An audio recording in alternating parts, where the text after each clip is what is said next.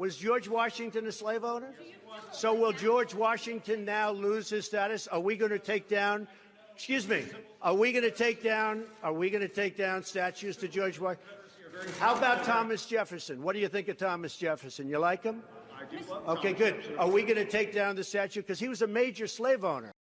So I'm sure many of you probably remember this moment, right? When Trump, of course, was talking about the statues being ripped down by mobs of people back during, the 2019 time period. And of course, he was drawing a comparison there saying, if you're tearing down statues, sure, there's an argument maybe to why Confederate statues should or should not be left up. I can see both sides of those arguments. As someone who grew up in the South, I can definitely see both sides of that argument. But when you allow mob justice to take place, when you just allow mobs to just throw ropes around these statues and rip them down, where does it end? And of course, he points out George Washington and Thomas Jefferson. Will they go after them next? Well, the media ridiculed him for it. The left everywhere ridiculed him for it. John Oliver, of course, had that thing of saying, where's it end? Well, it ends somewhere, of course. I don't know why I made him sound goofy, but whatever.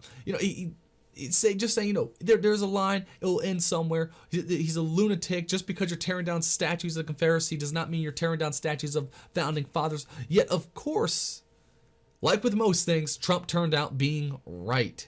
So right now, the statue of Thomas Jefferson in the City Hall of New York has been officially removed. That's right, the statue of Thomas Jefferson himself has now been removed from New York.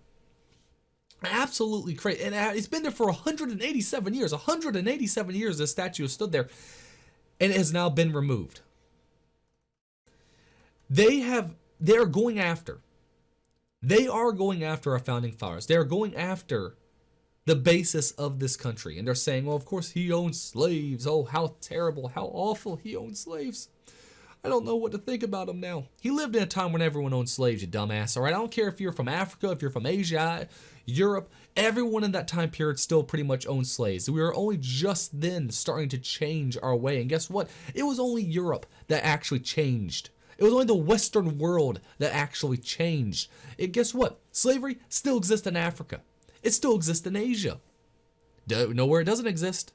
That's right, in the West, because the West is the best, right? And it's because of people like Thomas Jefferson that we no longer have slaves, that we no longer look at people as these groups of people and instead look at people based on individualism, individual characteristics. Just because he wasn't able to live up to all the values that he, of course, had, does not mean he is a wicked and evil and terrible man. He owned slaves in a time when everyone owned slaves. You can't criticize someone for simply doing what the rest of the world was doing at that time period. We can't criticize people in the past based on our moral foundations of today, because we have the moral foundations of today because of these people from the past. It is because of Thomas Jefferson. It is because of George Washington. It's because of our founding fathers that we have the moral foundations that we have today. So to go back in time and apply our moral standards to them is absolute lunacy in its highest form. And it makes it so we also forget who these people were at the time they lived. And of course, how far we have truly come. And that's a big thing right there, how far we have actually come. The left wants you to think that we still live in this time period, that we still live in this awful and evil and racist society. And of course, they say they're removing these statues because it reminds people of slavery. These were evil people because of slavery. No, the real reason is because it reminds people how far we have come since this time period. It lets people know the advancements we've made. It lets us know, of course, the positives of this country and what we have managed to accomplish since that time period. I want to remind you here, this is a very young country. A very young country. In about 200 years, look at everything we have accomplished. Look at where we were at the foundations of this country when it came to especially racial relations. We had slaves. And within 200 years, everyone now has equal rights. In fact, minorities have more rights than the majority. I know people don't want to talk about that, but guess what? My son will be discriminated against by colleges because of the color of his skin. All right, minorities now have more rights than even the majority does here. We've actually gone too far into the other direction. We have really tried so much to fix the ills of the past that we have now swung too far the other direction as well. That is how much progress we made in this country. That's how not racist we are in this country. Yet these people want to keep harping on the past because it's the only thing they can point to. They can't point to anything real today.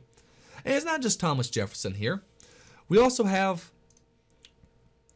Teddy Roosevelt, the statue at the Museum of Natural History, the most iconic statue of him you could possibly think of, is now being removed.